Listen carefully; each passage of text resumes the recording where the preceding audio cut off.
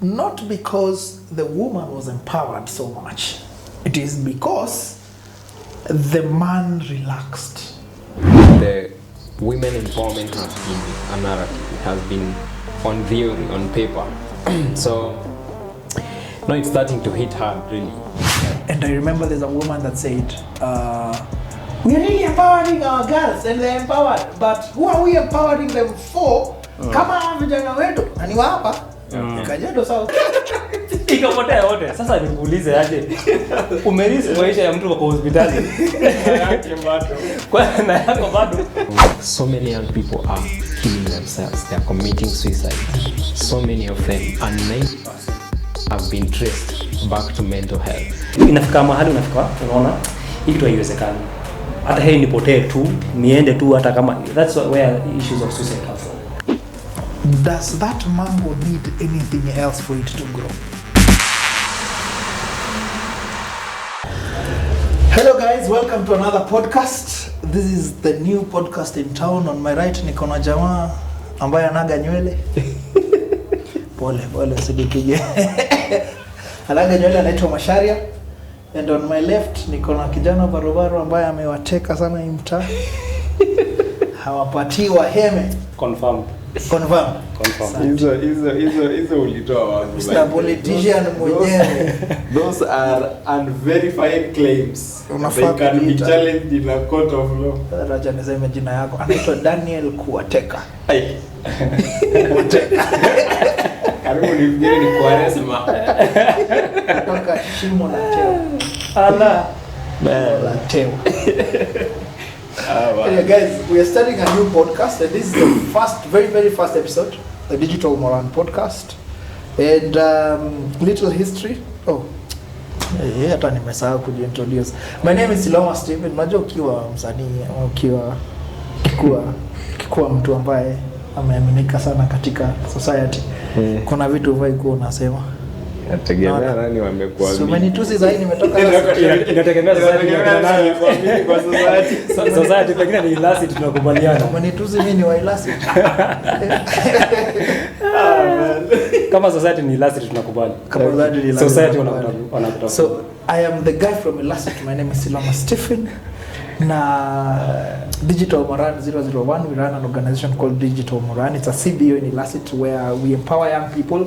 Tumesema mambo ya kutake talent yetu, the best talent from Loitoktok, Kajiado South, unaipeleka Nairobi, tumekata. Ama namna gani mtu ambaye ana nywele kwa kichwa? Tunakubaliana hiyo maneno. Tunakubaliana kabisa. And this is why we are doing this podcast. And a little history. This is Mashari and Daniel. After I relocated to this place, tulipatana pale Lake High Schools. Yes. Tukapiga cohort moja safi ya AI. Bwana, lakini wewe hukufanya kazi. Na wewe hujaandaa. You are joking with the brains behind it. Hukufanya.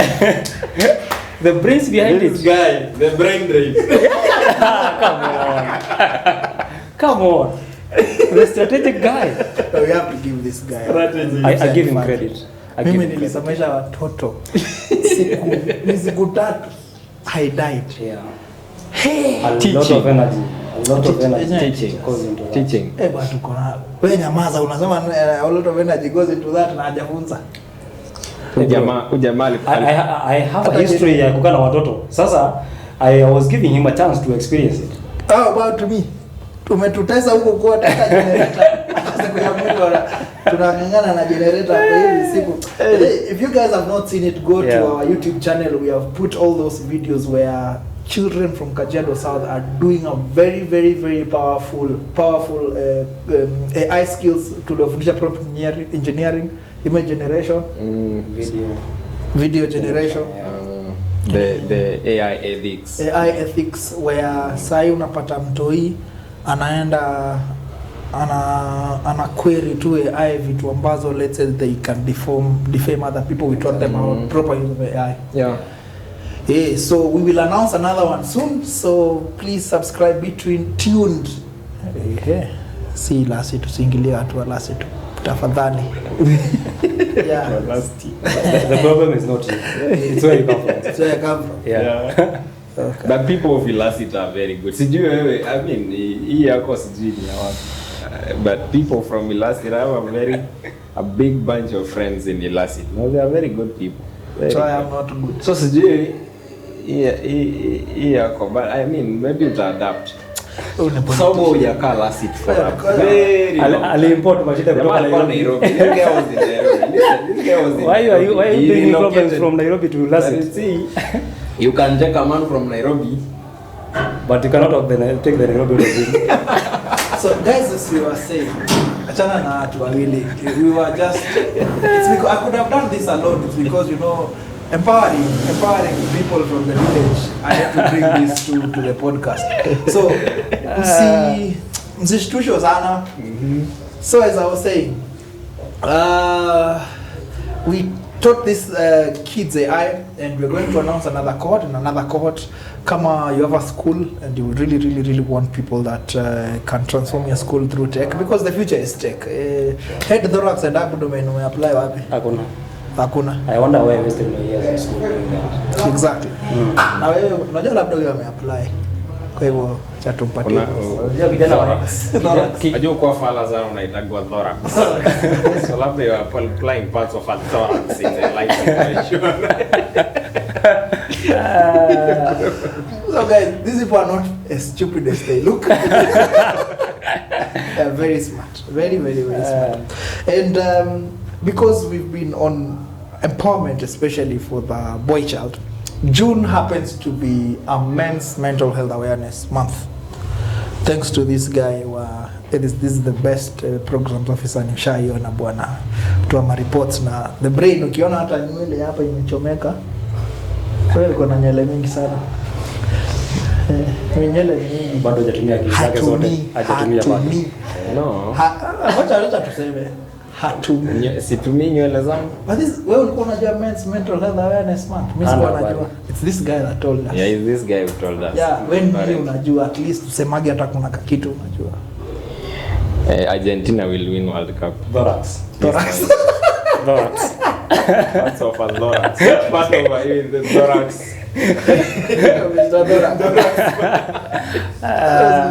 Kwa Facebook anajiita Danny Brown. Yes. Exactly. The first of that name. Yeah. You're from Massachusetts. Kenya kimakosa.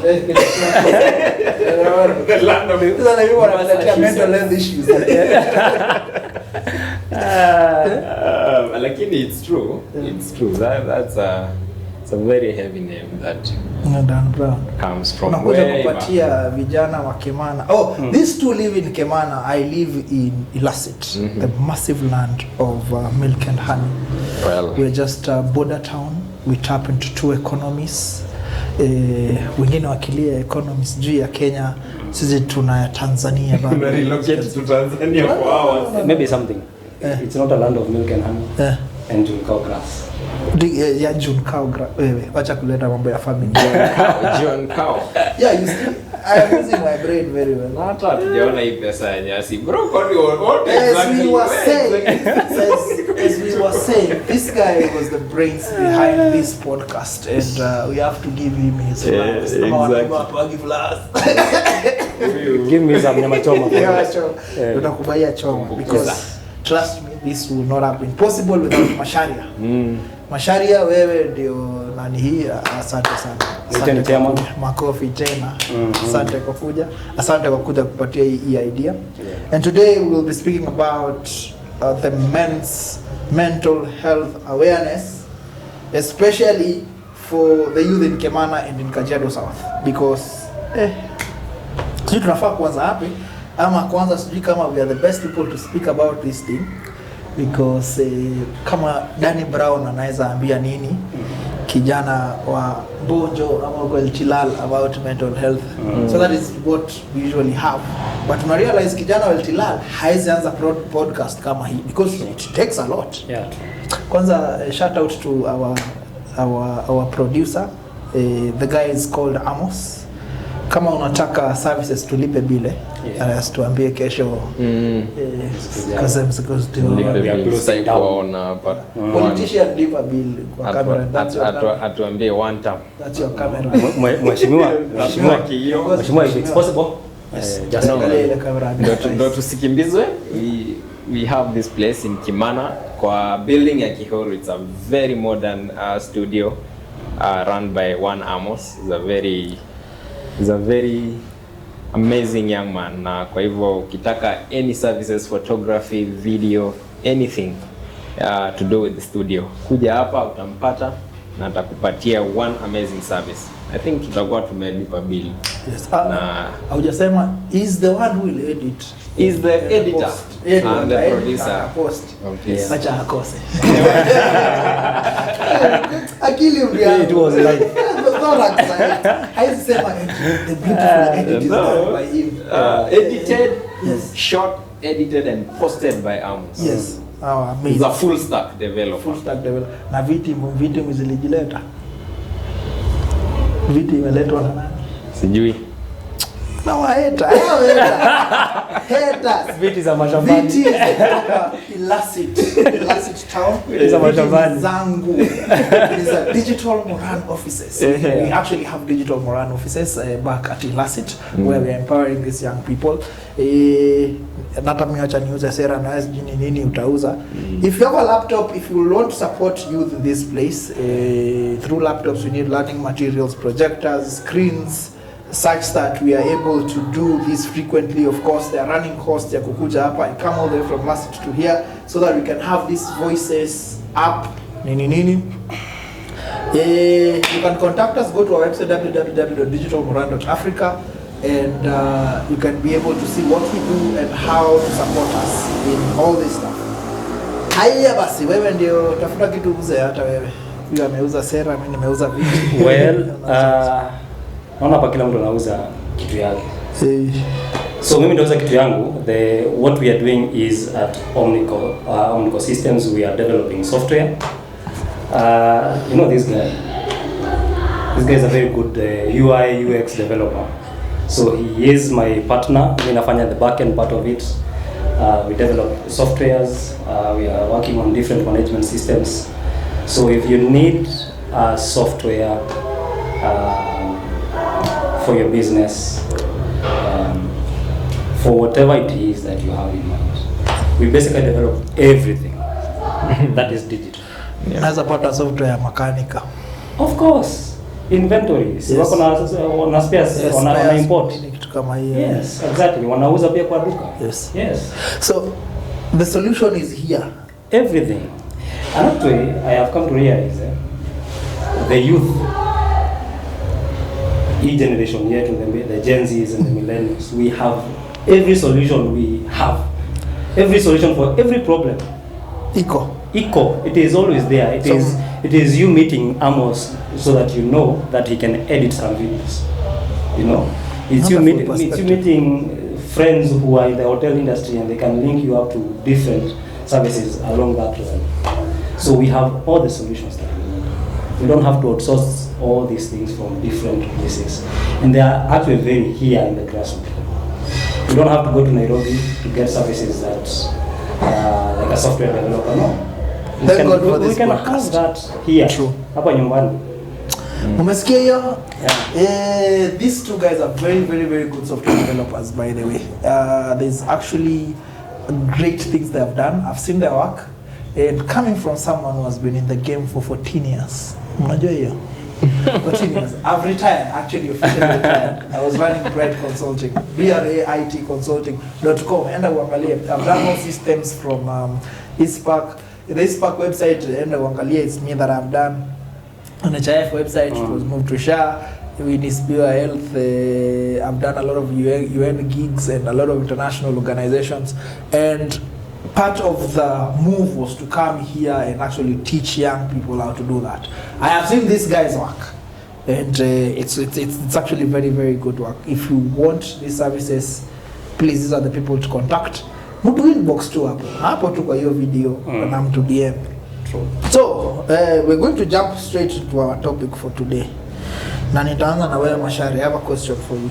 Do you think Kajiado South, especially Kemana, Kajiado South tunaanza wapi? Tunaanza Birigani, Sineti, Kemana, Kajiado, Loitoktok, Ngama, Ilasit, tukishuka Ntarara, Rombo, Olgira, huko, kote.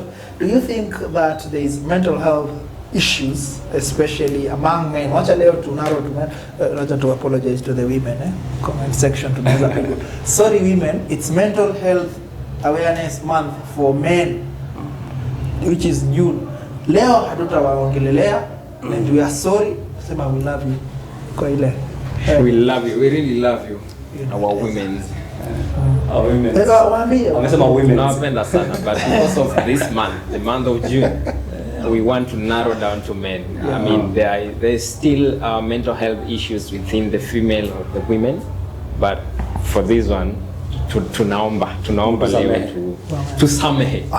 Tusamehe. So that is the question I was asking. Because wanasemaga mental health is a rich man's problem. Wanasemaga mental health is a Nairobi problem, it's a city problem. So you've been here for, tatuambia umekuwa in Kajiado South for how long? And if there is mental health issues among men that you've interacted with in your day-to-day life. And if you can cite examples, if you can, please do, but remain anonymous for, let's say, protect the guy. I think mental health is something that so many people are not aware about. And they experience mental health issues without knowing those are mental health issues. I've been in Kimana for 7 years now. I came here in 2019. So I have had quite the experience of interacting with people. Not as much as I would wish, but I have also seen the young people within Kimana. Basically, mental health issues will manifest in different ways. Right now, if we are talking about men's mental health awareness month, you guys didn't know, right? Kwani lazima lazima niwakumbushe mko mnajua. Tulishasema amko mnajua. Yeah, it's true. Amko mnajua. So now we can imagine it.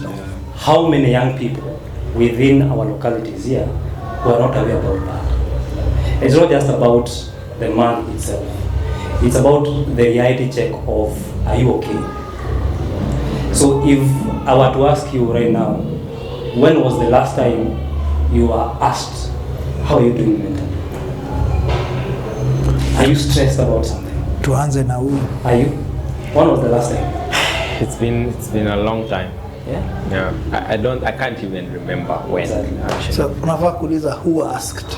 And who actually asked? I think the person who asked me, Kosawa, I mean, are you okay? Was he a man or a woman? That person is a woman, is my personal person, my fiancé. So apart from that, nobody has ever asked? Absolutely no one. I mean, it's just that they assume you're okay. Yeah. The mental issues are, as he says, Nairobi issues. Rich man. Yeah, you see now? Yeah. Now that's what we are talking about. In our localities here, when you walk around, you're going to see a lot of young men who are below the age of 35, because that is the demographic we are talking about. So the demographic we are talking about is about 35 and below.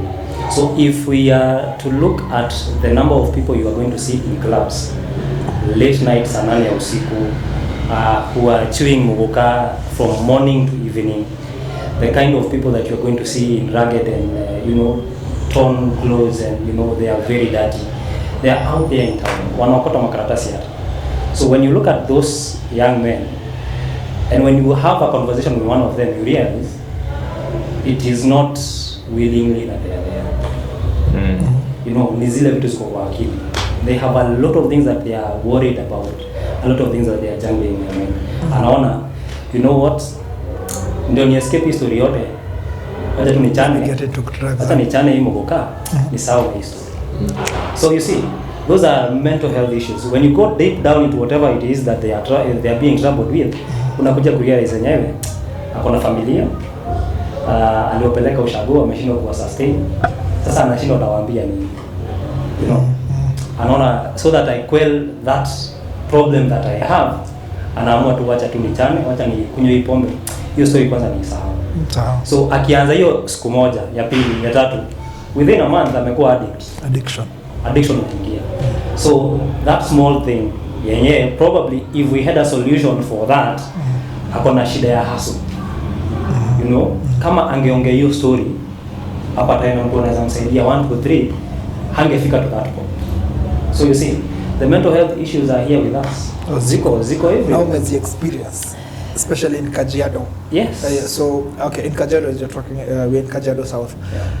Have you experienced predominantly in Kemana ama watu wako huko porini hawa wajui hiyo ni nini, or it also doesn't affect them? And do you also believe what you do not know cannot affect you? True. There is also that ideology. What you don't know doesn't affect you. Whereas that is also right. There are things that are going to affect you, but you don't know. Because in such a situation, as I have given the example before, that person doesn't know about mental health and all those things, and finding solutions and that kind of thing, and speaking out, you know. Lakini imemu-affect to a level that any the dependence wake inamu-affect. So I believe hizo issues ziko mingi. They are here with us. Ziko mingi sana. But I think we would need to have a mindset shift, yeah, you know, our mindset on how do we go about it, and what do I do when I face problems. You know, we will get there. And, it's so enlightening to hear from you that hawa watu wote tunaona walevi, si ati wako na shida ya pombe. Kuna shida iko nayo ambayo exactly. Most of, you know, there are some people who actually just like alcohol. Kuna watu wanapenda pombe. Hiyo naye hawakosagi. Kuna watu wanapenda pombe. But then the majority of people waliingia kwa hizo drugs. Okay, escape into them. To escape from the realities that they are facing. Wherever they are coming from. Okay. Bwana Daniel, I'm going to ask you this question. Do you or have you ever experienced a friend undergoing a mental health issue and they don't know they're undergoing a mental health issue, and you know they're undergoing a mental health issue, and how did they overcome it, and what did you do about it? Did you help them overcome it? Did you tell them, or yeah, I mean, I have had a friend who was experiencing those episodes.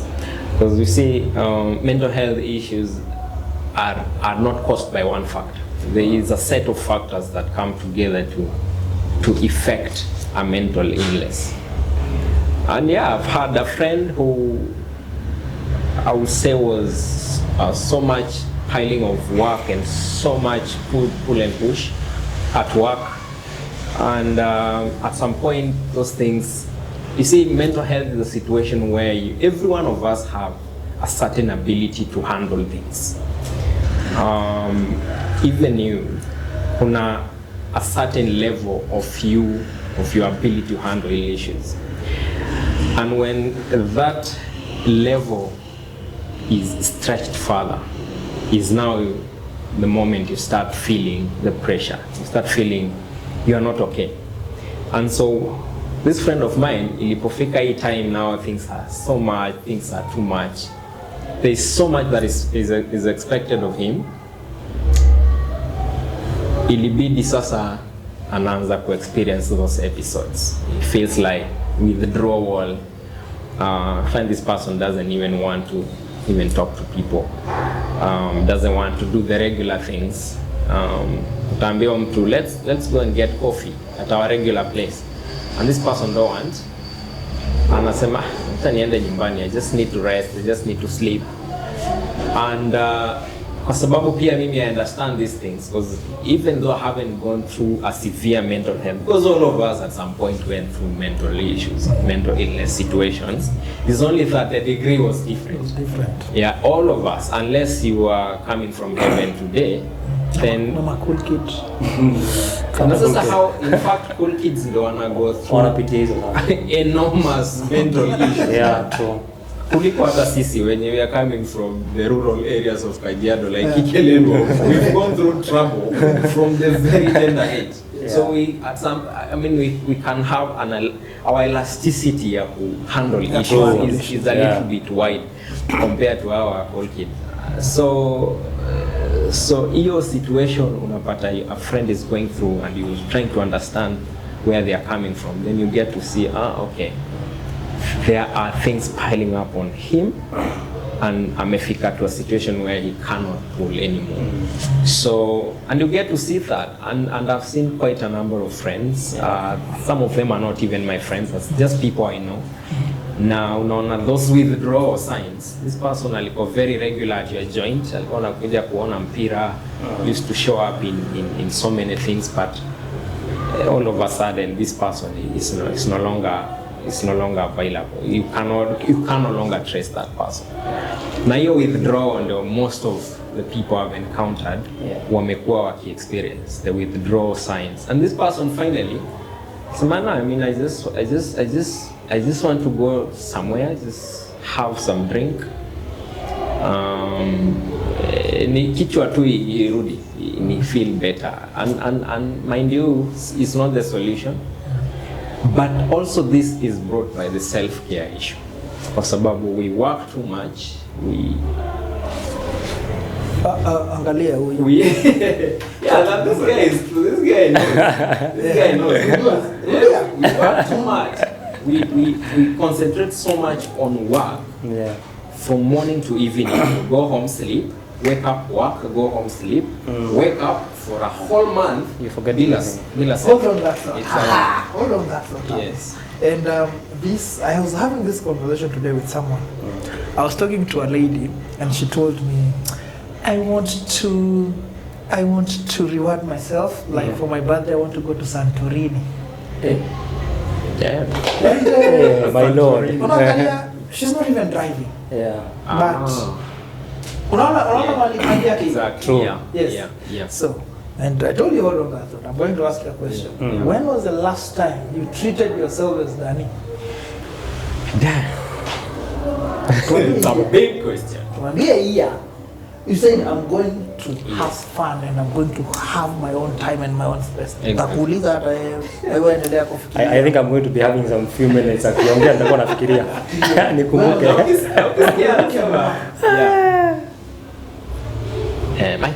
I think inaweza kumbuka the last time I had a proper treat for myself. I think it's an year ago. I think ilikuwa around 2025 somewhere in April. This guy is good. Hey, makofi. Why? Shika. No, it's so long. It's such a long time ago. No wonder he has beard.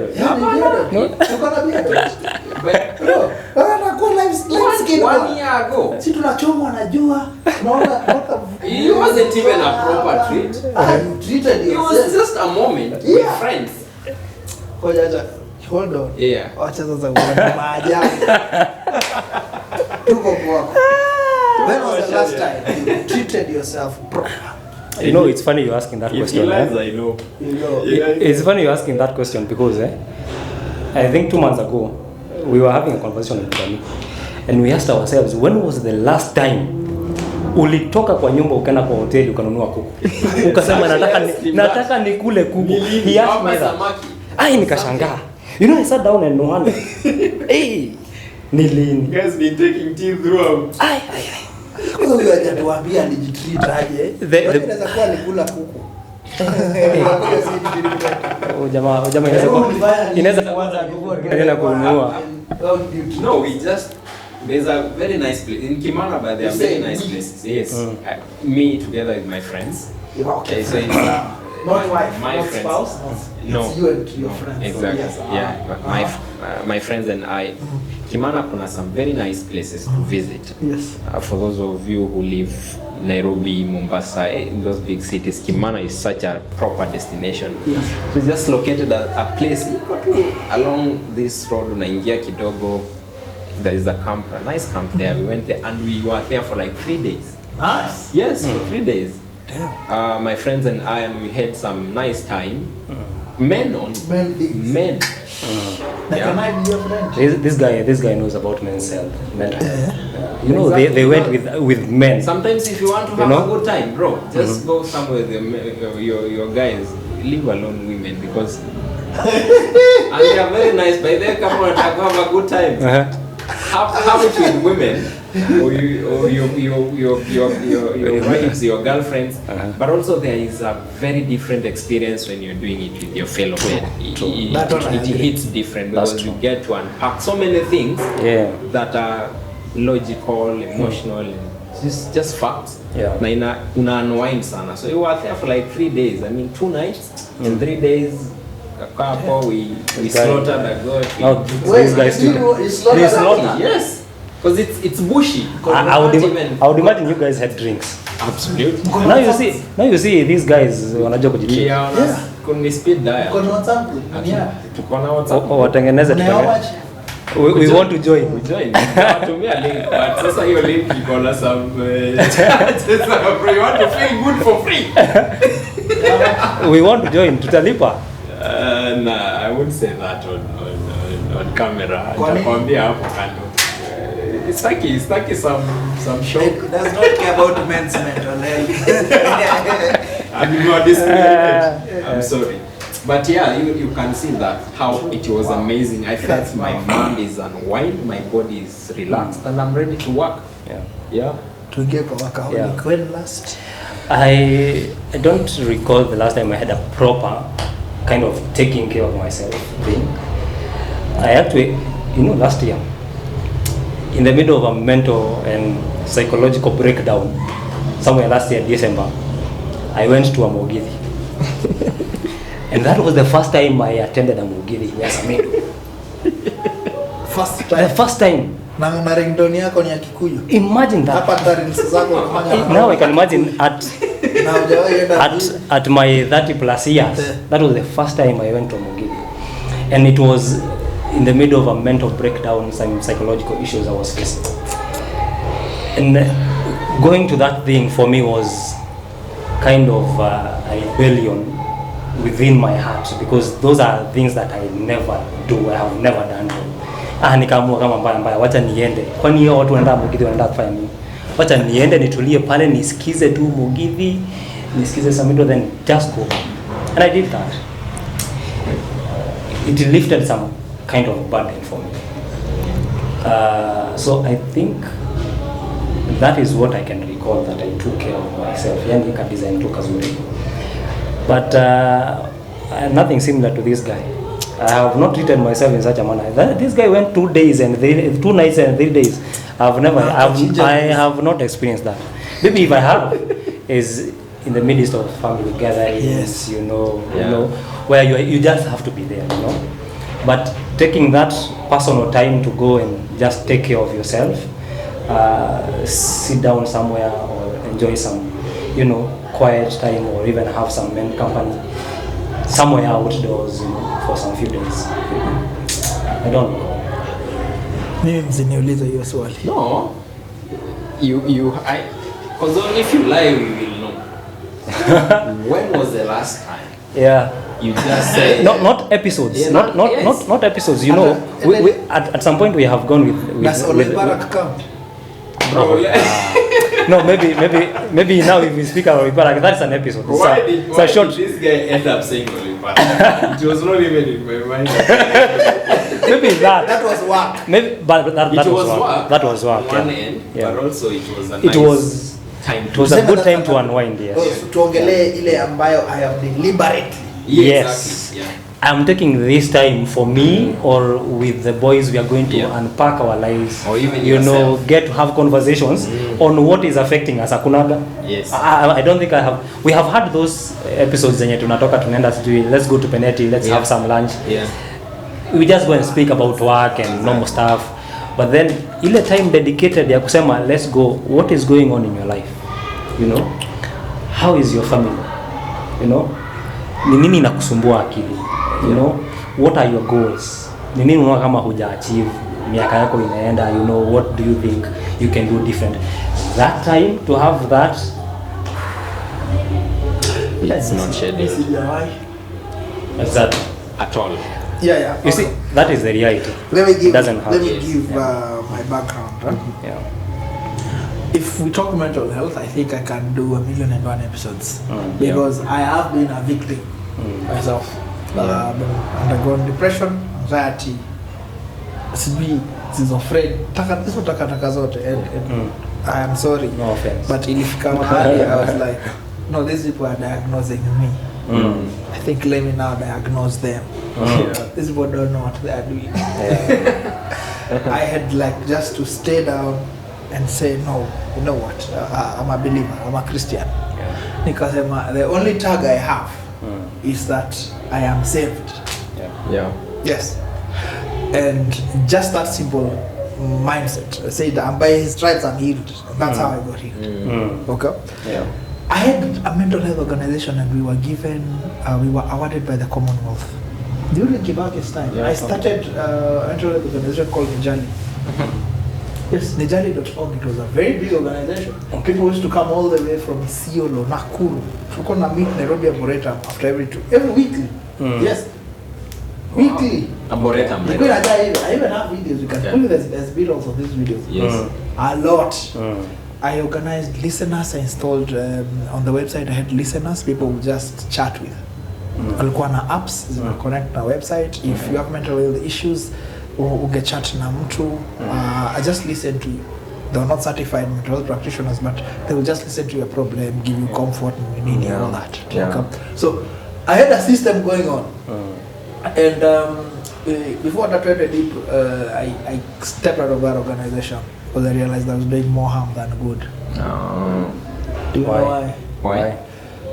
I was, if I tell you, kichwa yako inauma, kichwa yako inauma sana. Unajua unaweza kuwa na depression. What happens? Actually, I'll be Nitapata depression. Hata siku anajua niko nayo. Siku anajua niko nayo. And we will reach there. Your question. So, that is my background. I've been there, done that. I've taken meds for years. Years. So, because of that, I was looking for places where I can connect with people. Tata mimi Nairobi niko job nini natafuta connect na watu nashindwa bana. Sisi watu bushi bana. You know, you guy my guy. Nachokaga. And you see, I'm sorry, but men in Nairobi, they have to be women. I'm sorry, but the men that are faced in Nairobi, they can't face themselves. Wow. Fungia huyo mtu mnyang'anye simu na kila kitu ndio fungie kwa hilo. Actually hata si one day. 1 hour. They will not survive. They will not survive. Okay? So I was looking for men. That's why I found myself hanging with old men. Nilikuwa nakaa na wazee 60 plus. Youngest was 50. Nilikuwa cheza pool na wao, it was garden estate. That's why I used to be. That's why I play pool to date. Because I was hanging with old men. Because the young men I was finding huko, man, hakuna wanaume bwana. Kusema kweli hakuna wanaume. Because it's BND sijui nini. Oh, you guy my guy, you've seen my moti. You've seen my moti. That is among the reasons I left Nairobi. But mental health, cheesy because I used to sleep at 3 a.m.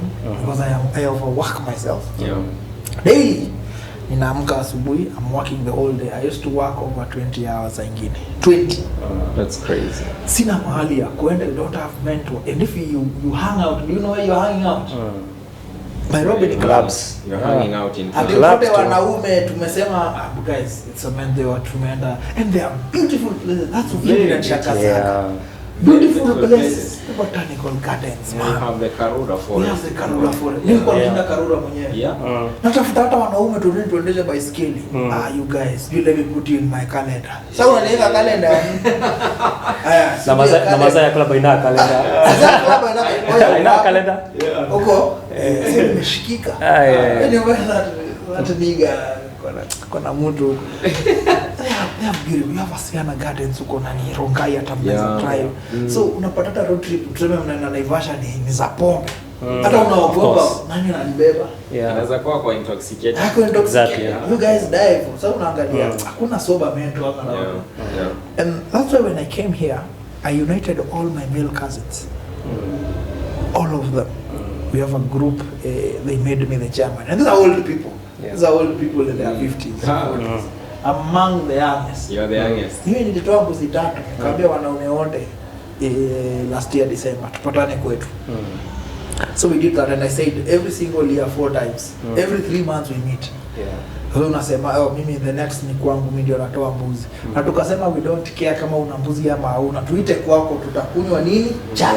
What are we discussing? Issues of men. Exactly. So me I created my own space. So this is for people that didn't have the space like me. Create yours. I created a space with you guys. That's why actually ended up to hapa and discussing about mental health. That means nimekuwa na relationship na nyinyi, tumekuwa tukipatana pale shallow, you know. Talk here and there. And this guy has done it. To create with the moment. Exactly. Tuko na jamaa Amos hapa bwana, our producer. To mention kwa mara ya pili. Yeye ata edit hii video. Na ipost. As soon as na hata tudanganya aseme guys hakukuwa na stima. Footage ilipotea. Na ataifanya kila wiki. Alafu we will have our own main session tuende huko kwa bush tupeleke hata kwa camp kuchimba.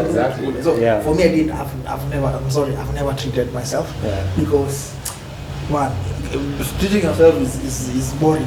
It's boring, It's boring kusema kweli. But I try and that's swimming. I swim a lot. And I can spend 8 hours in a swimming pool non-stop.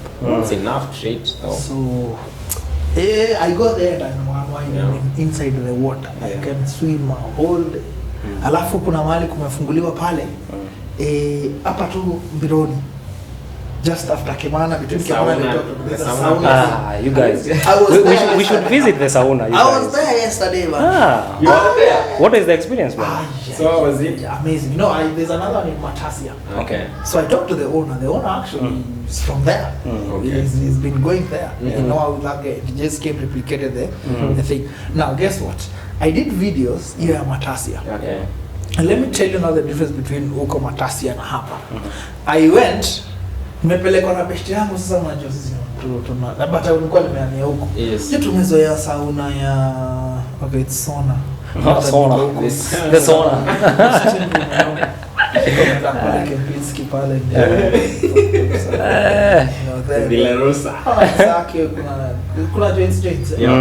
Because the Nairobi lifestyle, which is actually contributing to a lot of mental health, which teaches you to live a certain class, certain level, Everything has to be high end. Yes. I mean, it's because you're always competing. Exactly. You always look at the next person. Beshte yangu ananiambia twende kwa sauna ya 300. Nasema cheapest nimeona ni 4,500. What are you saying? So tatu 300 shillings. Kaona unaosha. Acha nisemdisappoint 20. Wacha tu niende. This is a lady. I'm telling you, women know how to treat themselves. Exactly. That idea did not come from you. Definitely. It can't come from you. Not even a fellow man. Nimeenda huko bana. Ladies na guys, nimepatana na wanaume hivi. It's nice. Masculine energy. Yes. Yani both young and old, tumepiga story na wanaume. Imagine. It was amazing. Nikasema God, saidia tu kwetu mtu tu apate hii idea afungue. Yes. So I actually did a video nini. So I was actually have just been lazy to do that reel. Ni document nini, but I will follow Siloma Stephen in my account so that you see the story of the document. So nimeenda huko jana bana. Same experience niko like where are the men?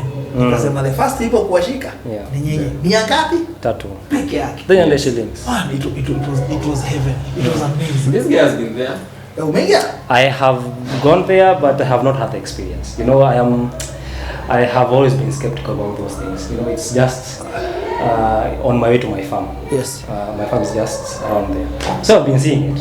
But then Uliingia kwa Steve Bro? Hii ni mambo ya Uliingia Steve Bro? Hii mambo ya ladies sasa. Yeah, Steve Bro. Mambo ya ladies. But then the experience ya kuongesha pure tuxedo suit. Hiki tunataka wanaume. Story inashika. So I think story inashika. I think that changes a lot of things. Because now we can even have a place you can just go as you're also taking care of your body. You're having conversations. Exactly. Because hapo utapata whatever ages. I can bet unapata kuna watu wazee kushinda, kuna people who are younger than you.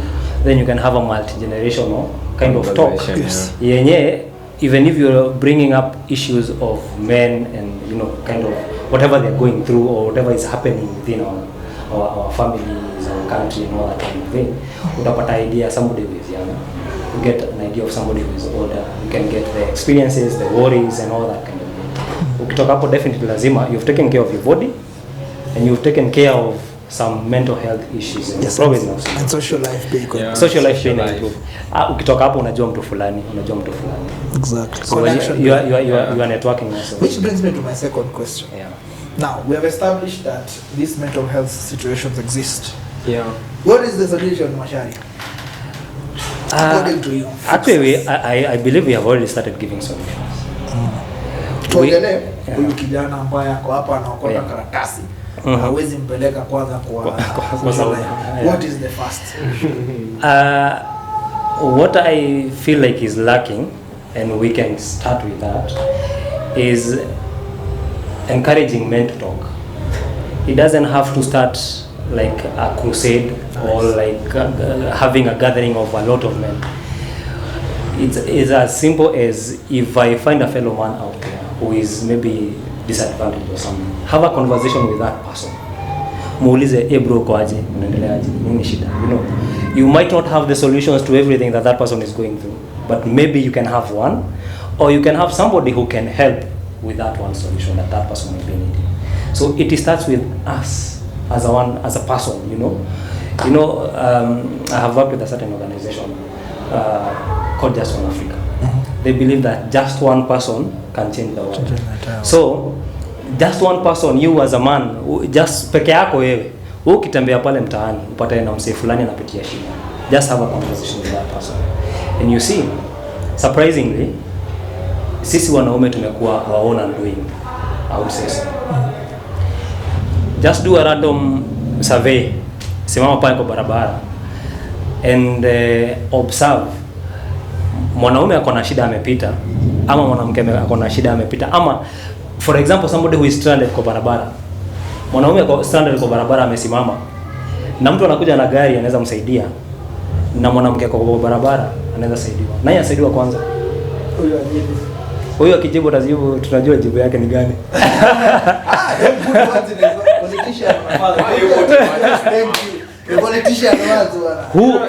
Okay, you are doing that survey, eh? If you are doing that survey, who is more likely kusaidiwa kwa hiyo shida? I actually saw that 2 days ago. I was walking home. It was around 10 in the evening. So I was in Joroge, so we were going home, and I met a young lady who was being roughed up, a guy. But apparently the lady was on the wrong, Okay. according to what I collected at the end of the day. But then because of that situation, I was very shocked. And this guy is right. At the end of the day, he's heading to a point where the lady will be saved. Yes. Man will be left out. Exactly. So this guy was punished by some young men who were in the vicinity. They punished this guy and even snatched some of the things he was carrying and handed them over to the lady. And she was freaked away with some motorbikes there. The guy was left to walk away home with nothing and having been beaten, some massage here and there. So at the end of the day, the man will be left out. The society will end up saving the lady, the woman. And surprisingly, it is us, the men, who are saving the ladies and leaving our fellow men. Because like in that situation, It's the same situation.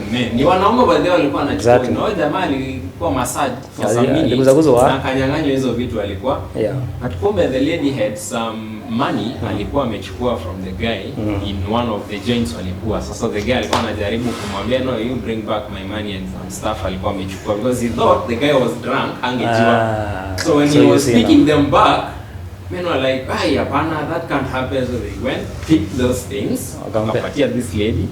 Then akaweka kwa pikipiki and he was taken. So this guy went home with nothing na ameshachapwa, and the people who were facilitating that were men. So we are basically, I would say, co-authors of our own misfortunes. Exactly.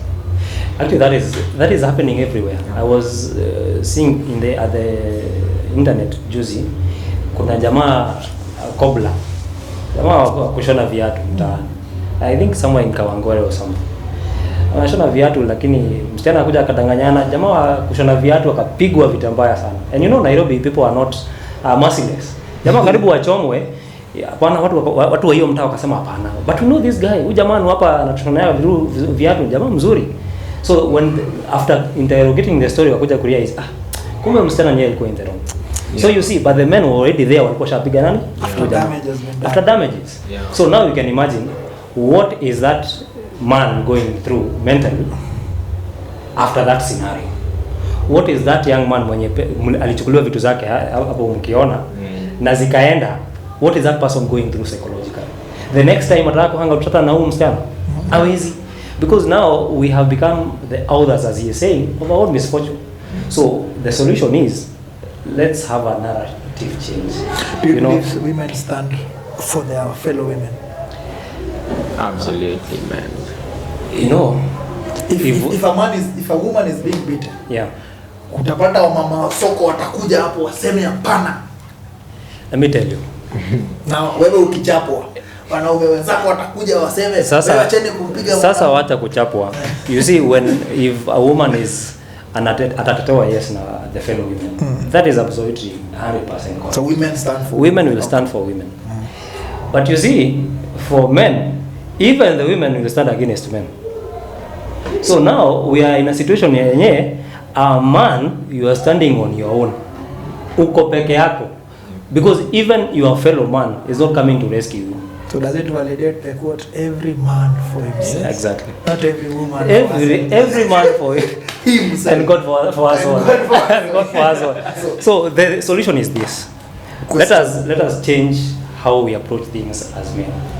Let us have that conversation, shift of, you know, if I find a fellow man in a certain situation, let me approach it from a point of, let me listen, let me hear him out.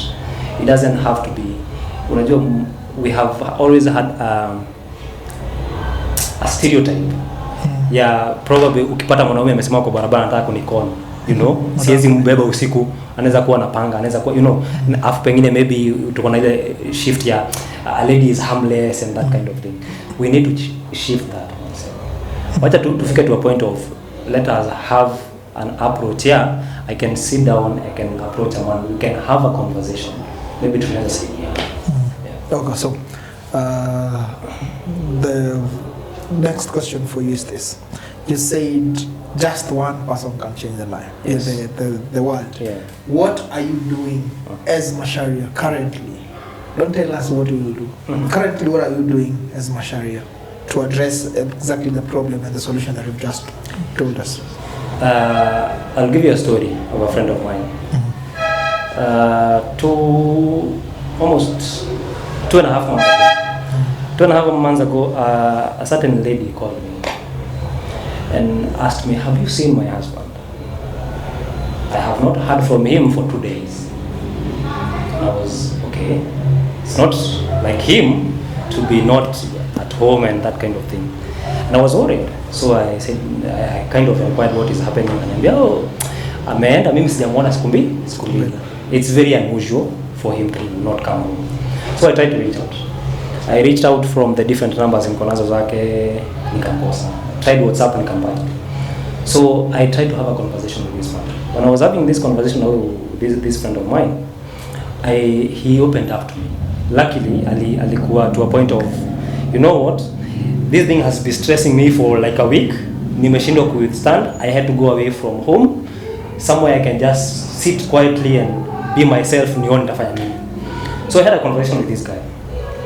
Tuka have conversation, akaniambia it was a money problem, a huge amount of money. Hata mimi mwenyewe sikuwa na solution. I couldn't help. But then we had conversations with him. From that point, akaanza to come to the point of, okay, maybe going away from home was not the solution. Maybe I can come back, we can have conversations. So I asked him, you know what, you just take a day. Go through whatever it is that you're going, because you have to feel it first.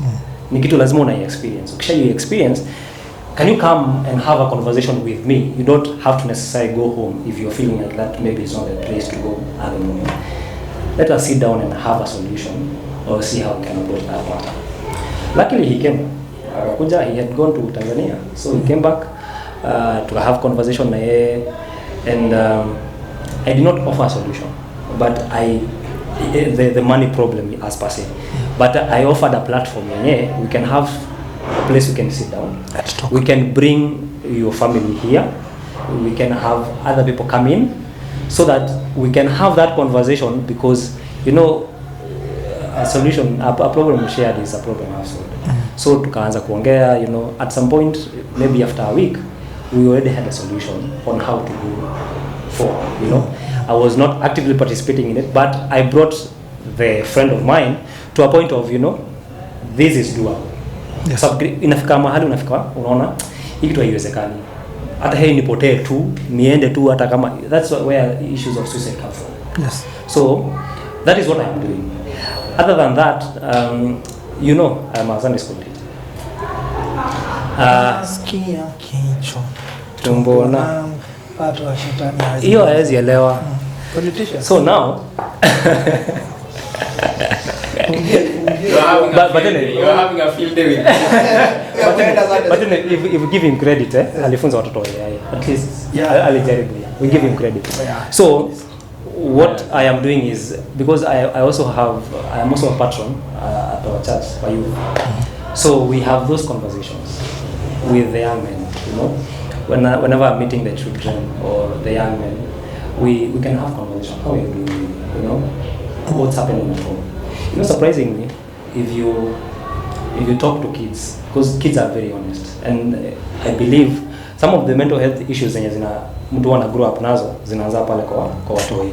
So when I go to have conversations with the kids, whenever I'm going to teach them or have conversations with them, I don't actually just go into teaching the word or whatever it is. No.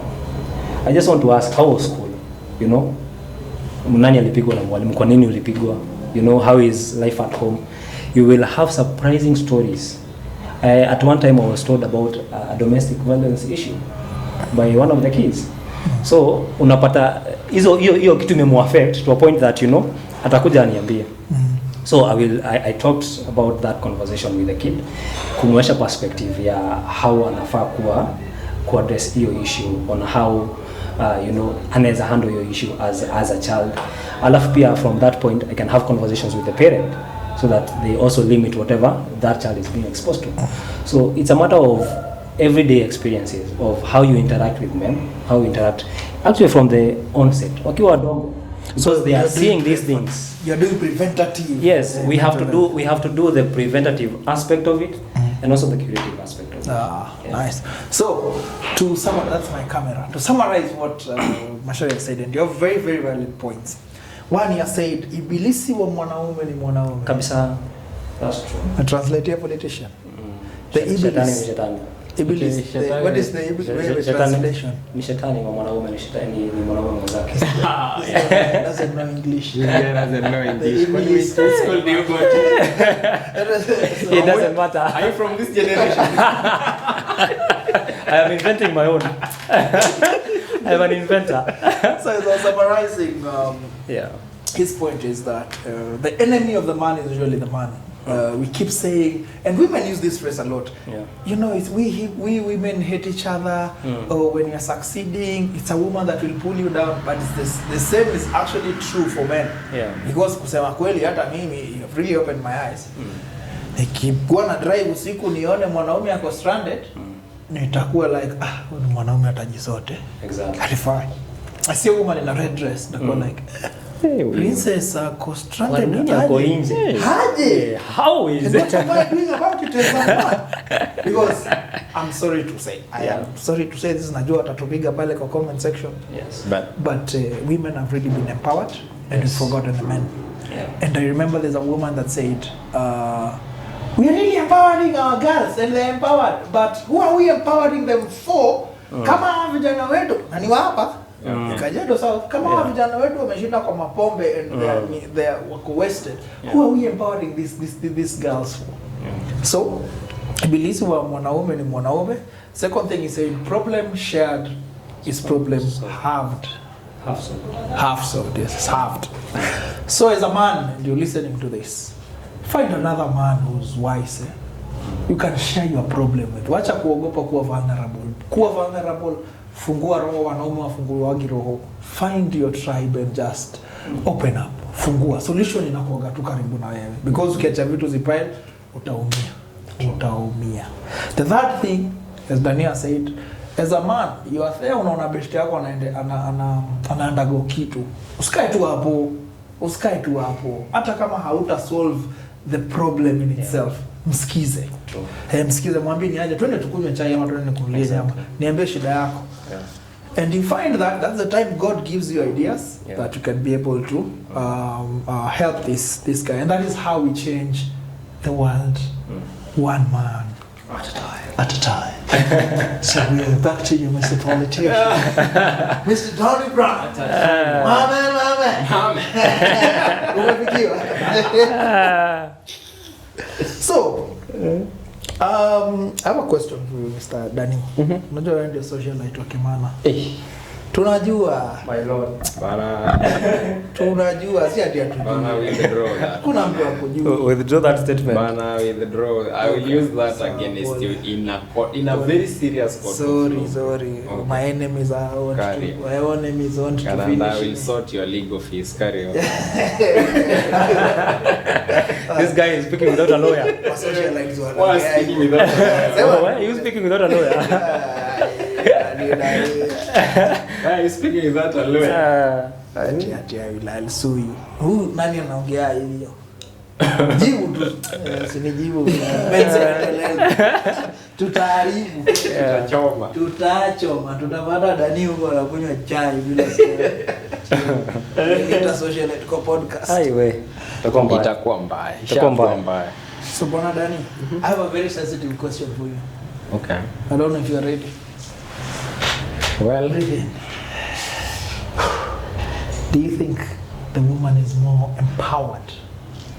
And do you think that is affecting the mental health of the young men, especially in this marginalized area, in a marginalized community, especially it's Maasai predominantly, but in towns, it's more cosmopolitan. You will find that towns are very cosmopolitan. We have Kikuyus and the Maasais intermarrying so much in Kajiado South.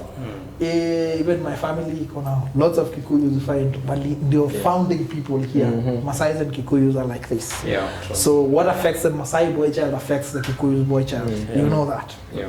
Especially in this place. And my question is very sensitive, and I'll give you a context. And this is the context. There's this school of thought that in the 80s, that's when empowerment started, especially for the Maasai girl child. Yeah. And it was about retrogressive cultures, and I know you've worked in this space before.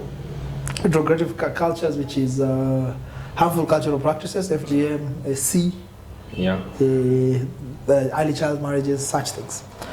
And the empowerment was to rescue this girl from now the harmful cultural practices, which was now the Maasai, and to actually give this child an education and empower her for life. So this girl child alikuja akakuwa empowered, which was very good, but some school of thought argue how it was done was very bad because it turned and it broke that family, because the girl child and her mother were put on one side, and the father was put on the other side. So the men were the ones that were told this thing bana, you are the enemies. Okay, but they found this practice, they were doing it, and I am not in any way endorsing those harmful cultural practices. I'm just giving a school of thought, which is an argument that I thought, and I say, let me put it in this conversation. Now, this girl child, akaenda Nairobi, akakuwa empowered nini, akapata scholarship nini. Meanwhile, kijana anafanya nini? Anachunga ng'ombe ya baba yake, si ndio? Na ako nyumbani, but anajua hii ng'ombe ni yangu, baba akinyuria msichana pia anajua sina kitu nyumbani, ninaenda najituma. You'll find that most Masai girls or women born in the 80s are very successful. And most of them are in the cities. So what happened, msichana akapata girl child education, nini, akakuja, akaanza tumia mama yake kakitu. This is a school of thought, msinipige kwa comments. Akatumia mama yake kakitu. Mama ana kakitu kila wiki. Akiwa na kakitu kila wiki, mzee ako pale na ng'ombe. So you find that the woman akienda Sunday church amedunga vizuri sana. Looks very neat nini. Ai, mzee anaona hapa siwezi keep up. Well, nini mama ana kanyamo. So what happens is mzee ananunuliwa side ya hii side, because mzee akianza kutumiwa kakitu anatumiwa ka 10,000 kila mwezi nini 20. Anaanza kuwekwa vizuri, dad enda holiday, ndio hii nimekunulia ng'ombe ingine. You see, the woman comes and upgrades the house that they were living in, and it is happening a lot, especially in this area. Since most homes have been revamped by the women that went to school. So now this school of thought says that this is when now men decided to inherit their daughters. Okay? And the men that didn't even educate their daughters start now boasting that unajua ni vizuri kusomesha msichana. Because they're leveraging on that. Because sahi kuna kakitu kanaingia. And they say now kama kijana ambaye alikaa nyumbani, aangalie mali, achunge mali, afanye kila kitu. Anaambiwa sasa share yako ilikuwa 100 acres. Sahi utapata 50. Ama mko vijana watano, kila mtu alikuwa kule 20 acres.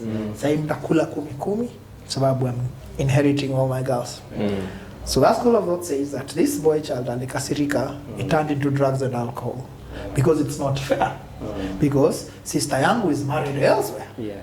Mnakuja, mimi niko na watoto 7. My sister ana watoto 2 ama mmoja, anakuja anapata same share na mimi. So he turns into drugs and alcohol. And then he becomes useless to the eyes of the parent. It's like, achana nao mlevi. Dada yake amekuja na Prado nyumbani. Amenunulia wazazi hata gari. Huyo kijana anakuwa useless. Because amekuwa the black sheep. Hajui, anaona haoni sacrifice ambaye alitoa yeye alifanya, keeping the goats together nini. Sometimes hata hizi ng'ombe ndio ziliuzwa zikasomesha huyu msichana. Exactly. Shika. So this school of thought says that there was so much empowerment, especially in the kuanzia the 80s of the girl child, that it created an imbalance. But before that, it was like this. Now this imbalance came in like this, and then the male child was forgotten. Wakaanza kuuza zile mashamba. So when you go kwa group ranch schemes, and for those that don't know group ranch schemes, is that we had what we call communal land. Saizi mekatwa zote, right?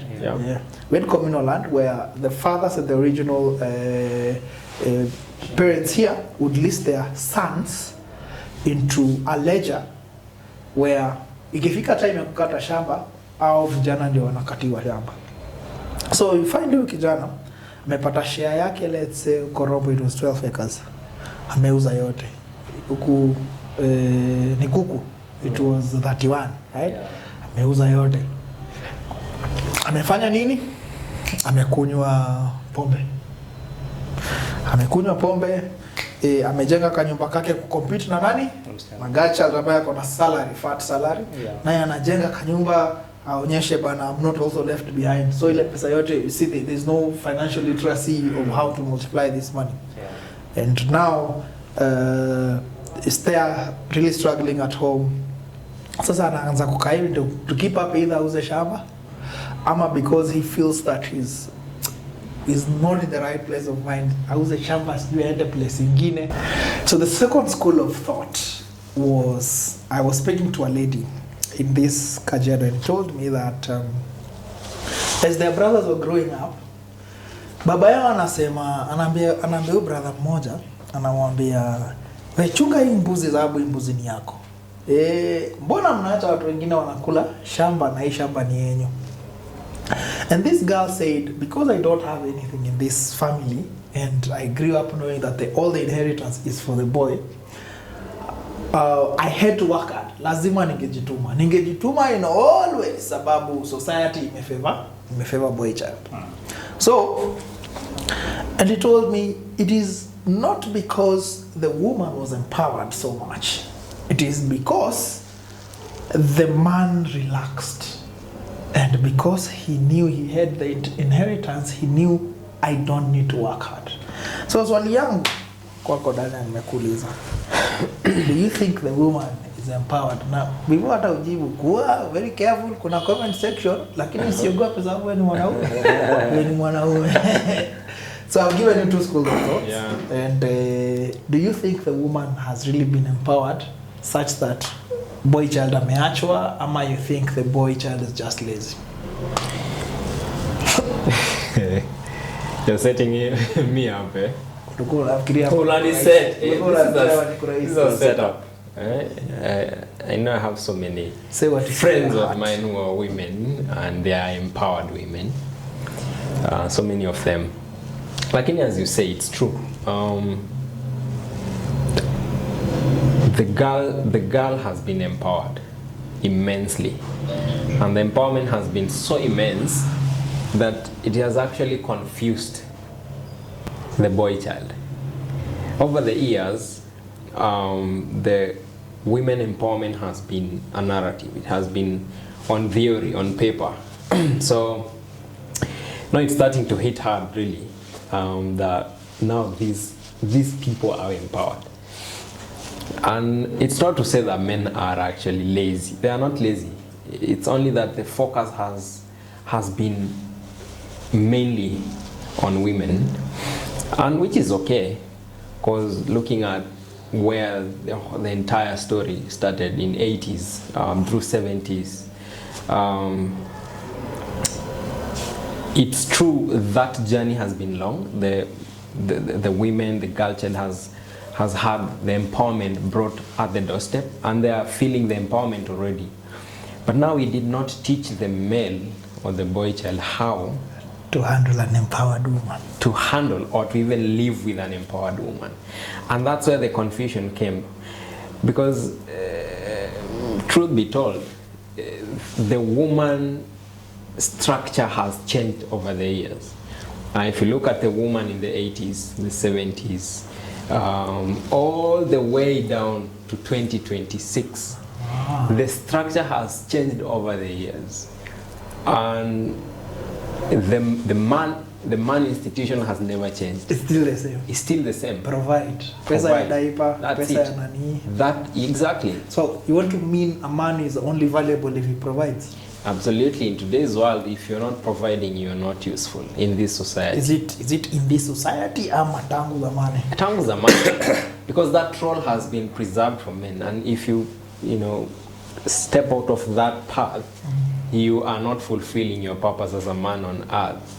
So now we are having a situation where a man is told we have a 50-50. But this 50-50 is only on this other institution. It's not on the man institution. That's that. Is provision. You carry on with your provision, man. Just carry on. I have another question on top of that. Exactly. Wanasema a man is only known if you're providing something. Yes. That is giving of something. Exactly. And you cannot draw from an empty cup. Cup inakujaga inaisha. Yes. So do you agree that men give too much and they give of themselves emotionally, physically, financially, such that unapata they don't have someone to replace or actually replenish them? Yeah. Because the woman is so empowered. Yeah. Because she thinks now it's 50-50. Who does it for me? Do you think that 50-50 thing brings all about competition and brings about independence even in a union of a man and a woman? Well, I don't have enough experience and expertise to speak on so many of those matters. However, that has contributed largely on mental issues. Because comparing the economic times that we are living in right now and the economic times that our fathers and grandfathers were living in those times, because remember now everything you have to provide using currency, everything. Yes. Remember the population has grown.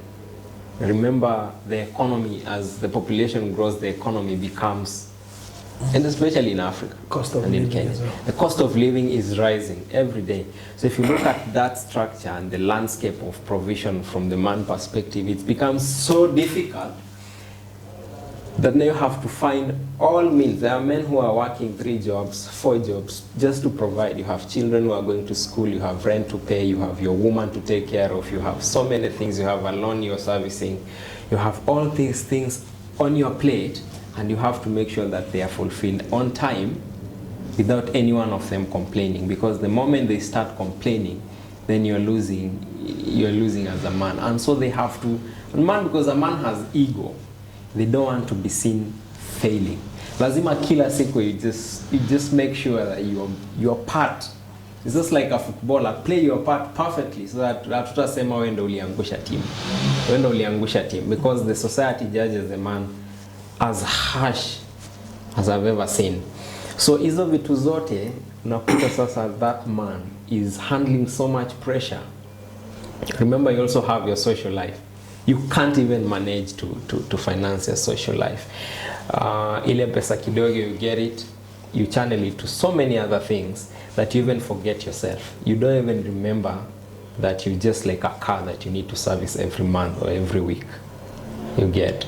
So you end up giving so much. Remember, to whom much is given, Much is expected. yeah, so you end up giving so much, pouring from an empty cup. You end up breaking down, man. So many men are breaking down today because they are giving so much and they are pouring from an empty cup. It's happened, and we talk, some of them ni marafiki zetu, pia sisi we've been in those situations, and tunaongea now every time. How did you overcome it? Personally, it's difficult. There was a moment that I had I was rock bottom, and thank God I had a person who was there for me and just listening and understanding that this is a moment that all of us have to go through. And this was a very difficult moment, both emotionally, socially, economically, everything. So this moment was so difficult, but at least I thank God I had a woman who was very close, and who is still very close, who listens to, like, I am in this situation, she'll understand that situation perfectly, swinging as a perfect fit to like make sure things are, I'm just having a soft landing. Rather than coming home and meeting another hurdle. it was exactly, umetoka wapi, umeshinda wapi, what was this, not receiving my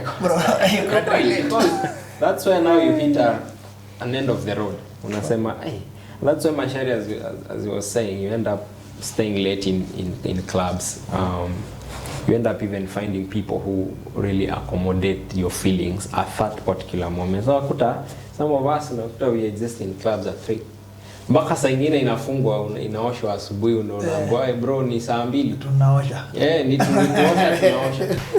Or na si kwa sababu, as you were saying, si kwa sababu they love alcohol, by the way. And it's the last resort. But it's just because that's where they are finding comfort at that time. So me personally, I really, that moment was just some months ago, but it was very difficult to handle that situation.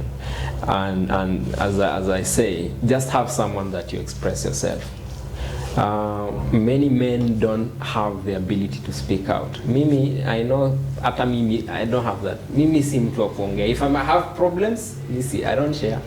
Mimi nitakaa nazo. Personally, if I'll be able to manage, well and good. Something must kill a man. Something must kill a man. So even I'd rather die than a problem. Yeah, exactly. So and you know, problems once shared, it's hard so. Have to. Exactly. Yes, so that is the landscape of the man from the times you're talking about, 80s, where the empowerment started up to now. Times have changed. The institution of man have remained the same, but we are trying to deal with an evolving species that keep on changing, like changing a moving target. So you're trying to target, it's moving. So by the end, you pull a trigger. Sana wangu deep hivi. Yeah, so by the time you pull that trigger, man, the target has already moved, and that's the challenge we've been trying to handle over the years. I'm hoping it's going to we are going to find a solution at the end of the day. We are. And to summarize that, if you are a man and you're having a lot of mental health issues, find someone to help you. Daniel said he had someone to talk to. Just someone to talk to you really helps you. Really helps you overcome a lot of challenges. Which brings me to the other moving target. Najua our time is quite spent, but I wanted us to tackle this thing. Juu wewe ndio mzee hapa. Na tunakuheshimu. Tunakuheshimu sana. Kama mzee wa hii podcast. Na sasa nataka uongee na vijana.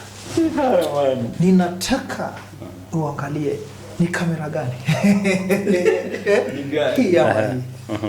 Hata nilivyoongelea vijana nataka we tackle this and I ask you from this perspective because niliona Kimwana kuna Kapules ka gambling. Yeah. They have these machines that ziko sana Kibera and they make people a lot of money.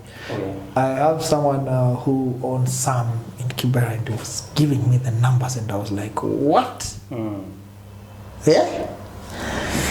Okay, so I saw that machine and I'm like, wait, Kimana town Kajiado South, kuna machine unaweka pesa ufinye. It's like a casino, a mini casino, a gambling there. Haya, kulikuwa na Optcoin. Optcoin niliambiwa na vijana huko, Siloma, join hii kitu ni watu kaa nyinyi mna pesa, sijui nini. Vijana wamechukua loan huko. Ikazama. Okay? Kuna gambling, sport pesa, Mozart, GEOs, Bangbet, Aviator, all this stuff. How has that contributed to the mental health, especially of this guy? Kuna kijana wameenda huko chini, wamechunga. Okay? Wamechunga ng'ombe and I wanted to be very brief in it because I have another question for this guy. I wanted to be very brief on it. So kijana ameandikwa kazi ya kuchunga mbuzi huko chini. Analipwa 8,000 yake, lakini kila siku ako TikTok akibet. Okay?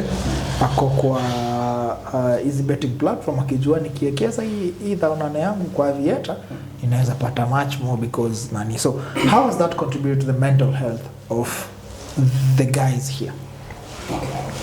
I think and I believe it has contributed largely to the issues that we are experiencing as a youth and as a population on mental health. Because I believe people are chasing soft life. We are chasing a mirage of things that we need to accomplish at a certain age. Tumekuwa na mentality ya when I get to that sina gari, I am a failure. If I get to a certain age kama sijafanya kitu fulani, I am a failure. You see that mentality is driving people crazy. Because we are feeling that we are living on targets, that if I don't get to this target, I am failing. And because we don't want to fail, you find all the means possible zenye wataka zitakupeleka pale wewe. Kwa sababu ulisikia kuna mtu mwingine aliingia Aviator akaekelea 50 bob akatoka na 20,000. This thing is not cast on stone. Atutaekelea 50 atoke na 20,000. Si script that lazima ifuate kila mtu mwingine inakuaga. No, utaingia na utapoteza. I'm actually reading a certain book right now. I was telling Daniel. That book is called The Subtle Art of Not Giving a Fuck. Mark Manson. Yes, I have Mark that book. Orange book. It's a very good book. And one of the things that the law it describes, the backwards law, is that we are living in times of we have to chase a certain target. Because you have a certain mentality, lazima nifike mahali fulani. I have to get this thing. Timelines. And ni kama kuna timelines. But then, why don't you just relax and maybe just set it aside, live today, and focus on things that are attainable, that are achievable within your means. Mbona nilipo mshahara ya shilingi 8,000 alafu niweke pesa kwa aviator? Naweza pata more. Yes, but what is the risk you are running? You are running a risk of losing all that money. I was watching a video the other day. Mtu amepewa 5,000 ya kwenda hospitali. Alikuwa anaenda kulipa bill ya hospitali. Akasema kaiweke azalishe. Wewe unataka kuzalisha bill. Akasema alikuwa shilingi 5,000 anazalisha. Akalipa bill ya hospitali. Akasema acha izalishe kwanza. Ikapotea yote. Sasa nikuulize aje. Umerisk maisha ya mtu kwa hospitali. Yake bado. Na yako bado kwa sababu ya shilingi 5,000. Whereas kuna options zingine. And I believe kama youth by the way tumepata ile mentality, a lot of us tuko na ile mentality I have to get rich quick. Yeah. Whereas there is also nobility in building from scratch. It's okay to move a step at a time. You don't have to make 1,000 steps at a time.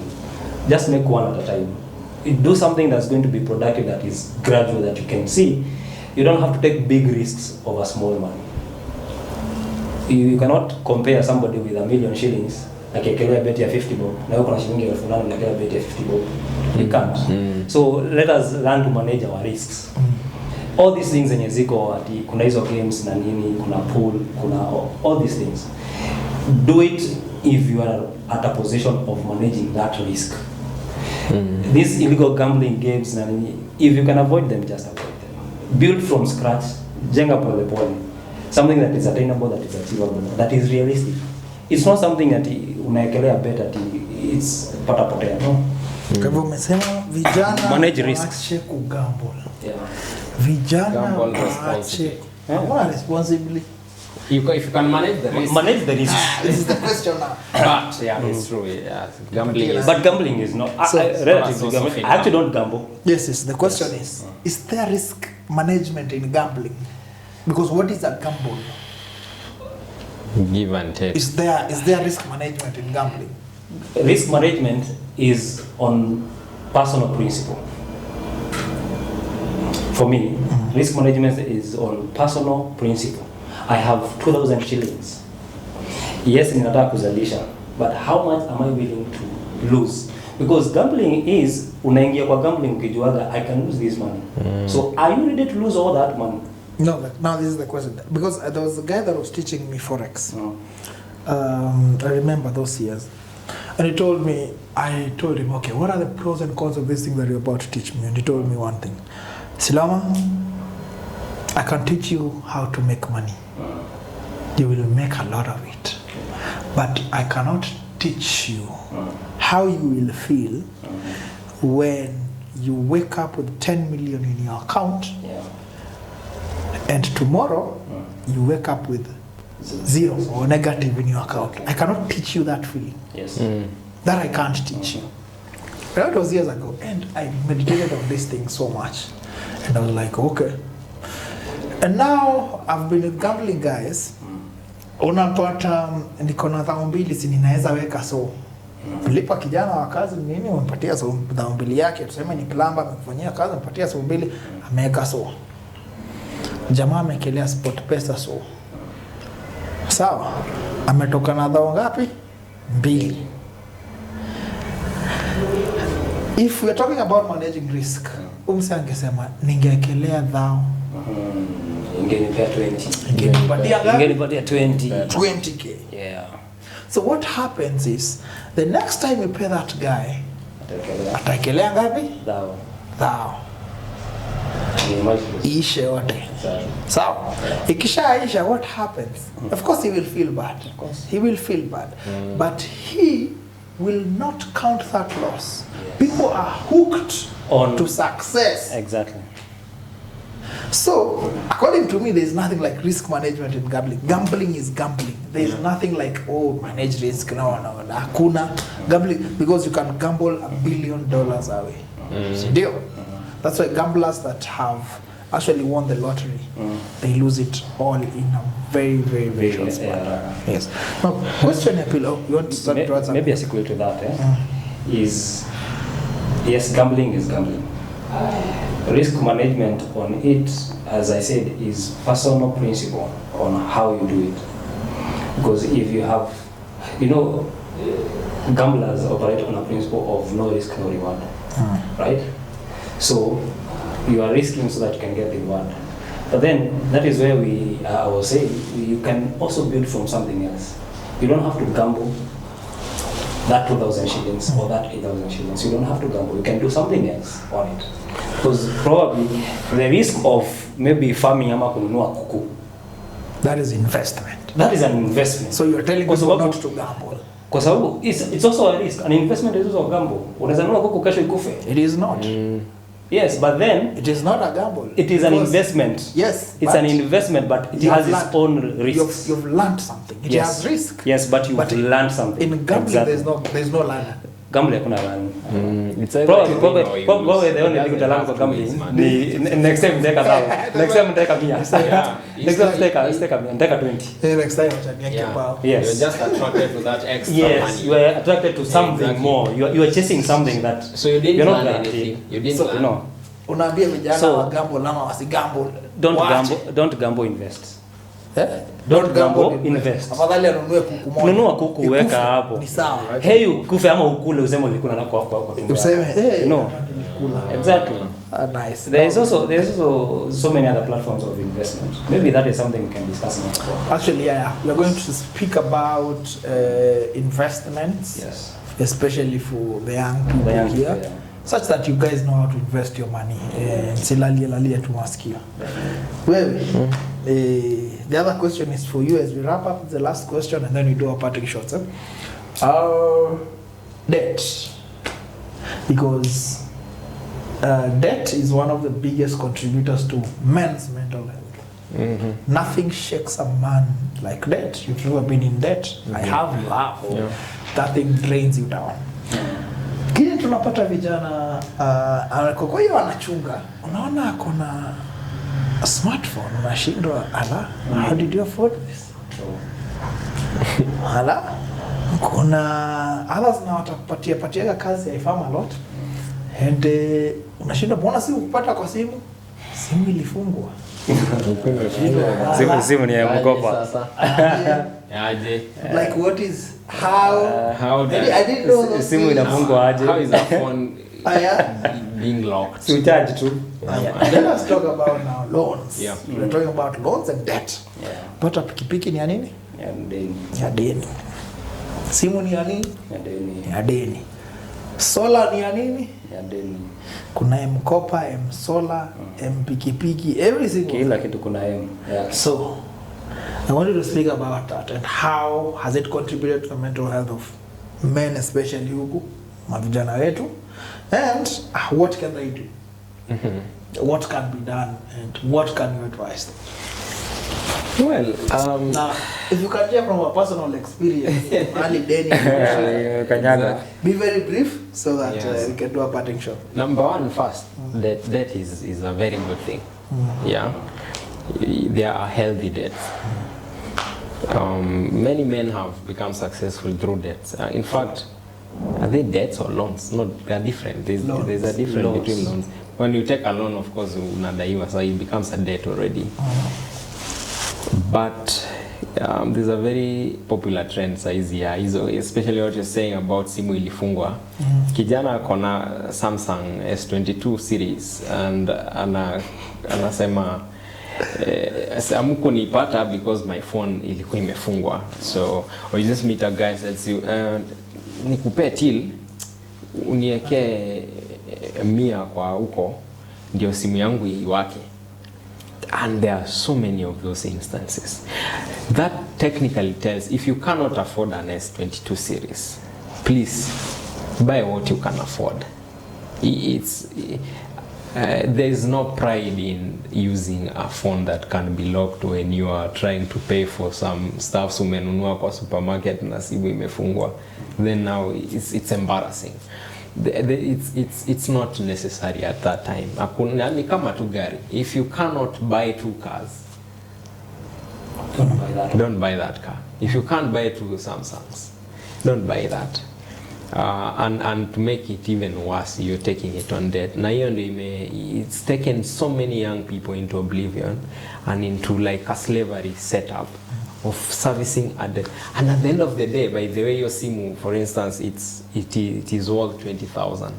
By the time you're done paying for that 1 year, unakuanga umelipa almost 3 phones of that same price. Because you're paying, I think, around 100 or 30 or some amount of arrangement you pay every week, or even every day, or even every month. So if you sit down at the end of that year and calculate the amount of money you paid for that one product that was worth 20,000 or 30,000, you've probably paid 40,000. So looking at that give and take, there is absolutely nothing you've done at the end of the day, and imekumaliza tu. So for me, I will just say, as young people, let's learn to live within our means. Just live within your means. If you can afford to go to a restaurant that has a price tag, 1,000 chai, kama pale chini where you are, I won't speak much about where you are during the weekend. Mali chai 500. Mali chai 500. Yeah. Exactly. So ama ni 1,000. Ama kuna mali in some places is even 2,000. Yes. If you cannot get to that point, there is time that it is in fact okay. It tastes so good. Yeah. It tastes so good. But if you cannot afford that 100 shillings, 200 shillings, just live within your means. Because then that's how you realize, I want to make a step to that point. Nataka pia mimi niende hapo nikae ni. You get? So that, and to link that to what Masheria was talking about, competing. If you have a car, but I want to make sure in the next 3 months I have a car, whatever it means, whatever it takes. Yeah, wanasemanga ni DCI tu inasababisha tuendeshe hizi vitu.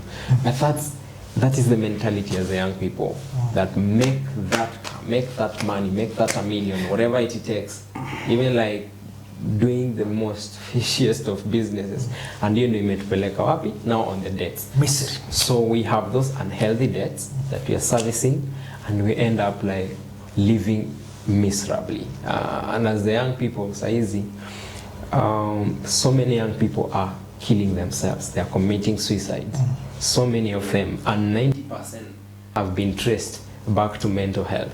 And all these factors that are tracing back to mental health causing those suicides is because of things like debt, unhealthy debts. That mean I could die 200,000 siloma because nilikukopa ni peleke demu yangu Kempinski. Yeah.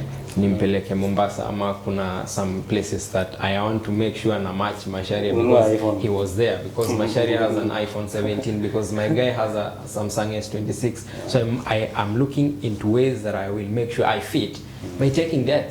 Na kukopa some good amount of money, and at the end of the day sina any means to service that. Sasa nakuta I have to just live so miserably because of those things. Yeah, so I mean, for me, I'll tell my fellow young people to just live within your means, live within your budgets. And sisi wote, we are just growing. At the end of the day, even our father started somewhere.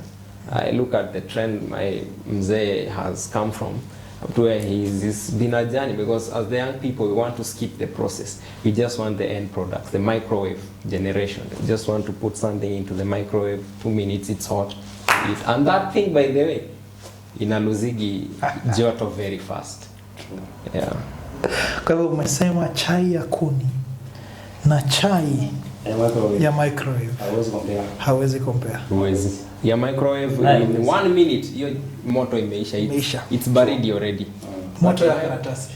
Enda kwa hoteli kunywa chai imepikwa na kuni. Bro, ni moto mpaka it's already hapa karibu na chini kabisa, but it's still hot. Ni moto ajabu. Unamaliza chai kikombe inatoa moshi. So to summarize this thing. Yeah. And let me speak to now the youth in Kajiado South. Unajua wanasemaga sisi ni cool kids, but let me give you the other life that you guys so much desire. And I'm not fighting the city in any way. I'm just saying it's a different dynamic. You see, we went there, we went to campus there, we grew, tulianza kama nilianza ghetto, nilianza Mathare North. Nimegrow, job imekuwa fiti, kampuni imegrow, nini, I'm consulting well with organizations. Yeah.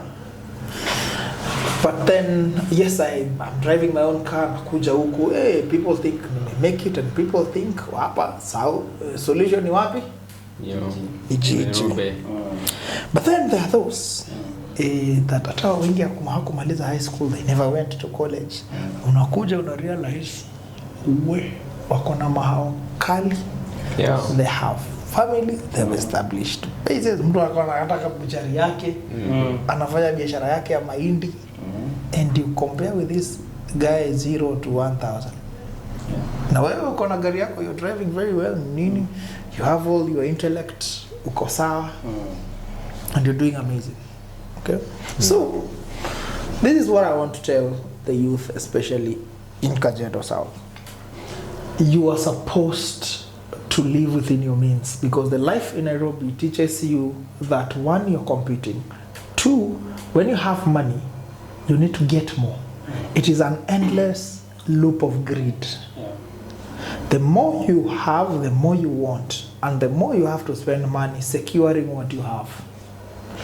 And the more you have, the system tells you to upgrade your life. So, ukidrive gari, your friends are driving Range Rovers. They're driving 4x4s. Mko na nini? Mko na ka saloon kadogo. So you get a new, it's like you are upgrading. Yani the Nairobi life is, and cities, it's so fast paced. If you do not know who you are, trust me, you will be swallowed. You will be swallowed. And by the time you're swallowed, you realize you're in too deep. And you're like, oh God, you're in debt. Okay, yeah, there's like a group on Facebook. When you talk about investment, talk about that 52-week saving challenge. You know, like a group. So there's another lady there was saying, mama watoto wawili, she earns 800,000, her net salary is 537,000, but expenses zake anajipataga na expenses za 600,000. Ko negative. Negative 63,000 every month. So amejipata ako in a debt. Ana service gari ya 100,000 every month. Okay, that's loan. Sijui anaishi wapi, anaishi Kileleshwa, nini, all these things. So alikuwa ameuliza hapo, ameweka poll, what should she do? Change her neighborhood, car and all that. So everybody kwa comments alikuwa anamwambia, fanya nini? Reduce lifestyle yako. So wewe kijana na wewe mwanaume wa Kajiado South, we are talking about Men's Mental Health Awareness Month. We want to tell you that appreciate the small steps. I've said this in all my videos, that social media will always lie to you, and that's why there's a reason that algorithm is 1 minute. It is designed to hook you and feed on what you call your dopamine. In 1 minute, you've seen so many videos, and most of them are selling you something. They're changing your ideology. They're showing you venye watu wa forex wamegrow na wewe huko. They're just actually putting you in a mentality of, I am not good enough and I'm not growing. So, I want you to change that narrative. Now realize the solution is not the city. The solution is in you. I keep saying, ukichukua sahi ya mango seed, uiweke hapa kwa floor, itaota? Haitaota. Ndio. it needs the right environment. Umeweka moisture nini kila kitu. I was asking someone, does that mango need anything else for it to grow? Nothing, because everything the seed needs is within itself, right? Yeah. Haitaji anything else. Atuhitaji atuidungie sijui water, nothing. Everything that you need is within you. To get out of that debt is within you. To make that breakthrough is within you. To break out of that mental health situation is within you. The solution is within you. The other Biblia inawaambia seek ye first the kingdom, and says the kingdom is within you. So every single thing you need is within you. And I have started with my parting shot. Tupatie parting shot ni mzee. Ama tuanze na vijana. Mzee huyu.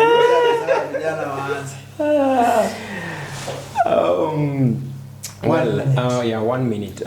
As the young people, we are the majority, according to the demographics. And apparently, our presence is everywhere. In church, we are many. In every sphere, we are many. So, the reason why we end up getting into the issues of mental health is because of thinking that we are not allowed to suffer. We are not supposed to go through the difficult moments. And that's where we lose it. We are supposed to go through that so that we appreciate the process. And growth is gradual.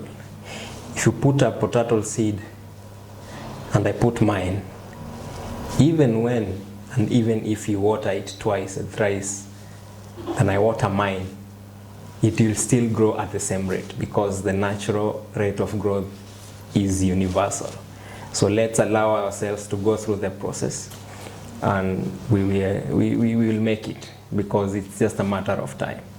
Let's take one day at a time. Yeah. So umesema kama seed inaota na 21 days. It will grow with 21 days. Hata wewe wote mara 3 kwa siku. Hata we mwagie maji 3 times a day. It will take 21 days to grow. Amazing. Mzee umefikiwa.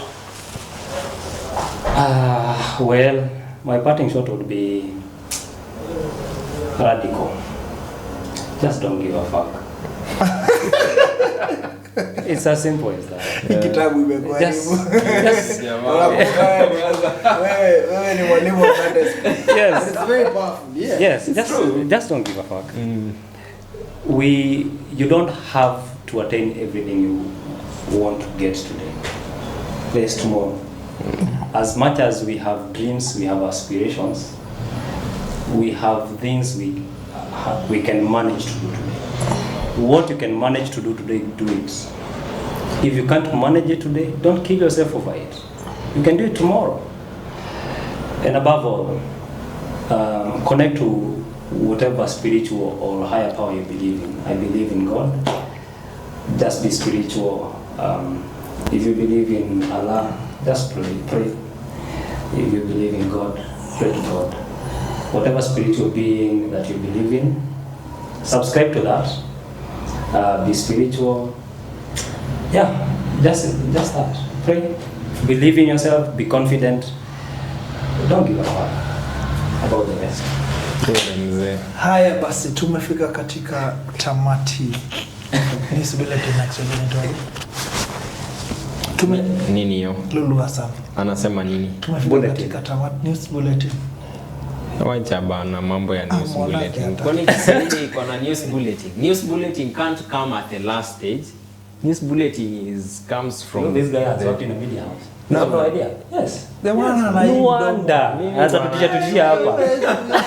Kwani news bulletin haina mwisho? You can't have news bulletin. Haina mwisho. Na sasa si ndio nasema we have come to the end of our news bulletin. No, news bulletin is like having a line of different stories that you want to read at that particular news segment. Inakuwa na mwisho. Sasa bulletins anataka kutuskulu saa hizi tukimalizia. Ni kama niseme Siloma leo atauza nyasi kiasi hii sehemu za Mombasa. Macharia leo atakuwa anaelekea Machakos kutibiwa jino. So those are news bulletins. You can have those ones. Unaweza sema Mike. So guys, that was an amazing podcast that we just did. And I hope this was an amazing experience for you. Umelearn kitu. Na kile nataka kufanya hapa ni kuwa as authentic and as real as possible, especially to the rural youth. We are actually amplifying rural voices. That is our main goal here. Vijana wa tao pia mkiona ina make sense, kujeni muinvest pia in Kajiado South. That is among the other things, because ukiinvest huku unagroisha watu wetu. There's a lot of farming here. There's a lot of things that you can do. And this will be more. We will do more episodes. We'll strive to do more episodes, provided bwana wetu Amos mbunge mwenyewe atakuwa na edit hizi videos. Najua watu I've been an editor before, so I know these things. So if you're looking for photography, videography, video editing place in Kemana, come to MP Studios. Hii building inaitwa aje? This building is Kihoru building. Kihoru just building. On your way to Pefa Church. On your way to Pefa Church, karibu hapa Digital Lounge. Kuja kwa hii building, this guy will, room number 7. Room number 7. First floor. This guy will do you a very, very good job, because he's the one responsible for all this stuff. To my praise, Anna, yes, it's because he's done a very good job for us as well. So this is Danny and Masharia also run Omnico Systems. If you're looking for a system that needs to deliver anything, they have done accounting systems, CRMs, they have done point of sales. Point of sales. And there's another big system that is coming up, which we are going to tell you. And if you need any of them, these are your guys. You can just inbox us this video so that you can be able to reach them. We also run a digital Moran hub in Illicit town, where we've equipped the place with furniture na kila kitu. We do mentorship sessions there. And you can go to our website www.digitalmoran.africa. Na kama wewe ni wa Kajiado South, it's time to build your home. Si ati kwenda tu huko hivyo na kununua Bluetooth speaker. Have a personal vendetta with Bluetooth speakers. Kukula maisha. Saidia vijana wa home. Go to the website. Nunua laptop. Nunulia vijana laptop to a train. These are very good trainers. You can train them. We train them on photography, videography, editing. We have more podcasts from Kajiado South. If you know partners and stakeholders that can invest in Digital Moran, they give us learning materials, they give us space. We change this community step at a time. Yeah. So I've been your host, Siloma Steven. This is Masharia, this is Dani. We will be your host.